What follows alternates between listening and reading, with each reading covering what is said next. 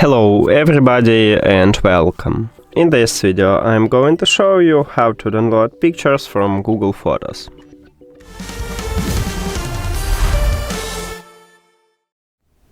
You have to start. Let me show you my gallery first. So right here I have only 4 photos, as you can see. And now let's open Google Photos. Now select some photo what you want to save. Let's say this one. Click at the 3 dots at the right top.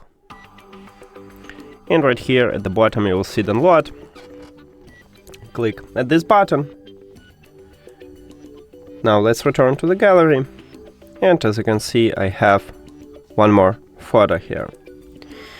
If you want to save multiple photos, you need to select it.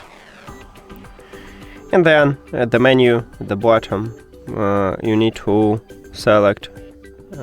So we need to scroll down and you need to find save to device at iOS and download at Android phone. So click at this button. And now if I return to the gallery, you will see that I have 3 more pictures. Okay, what if you have already the photo, you try to save it, 3 dots, but as you can see, we have no download, but delete from this device button. And that's it. Thank you for watching this video. If you found it helpful, please consider subscribing to the channel and leave the like on the video. See you later!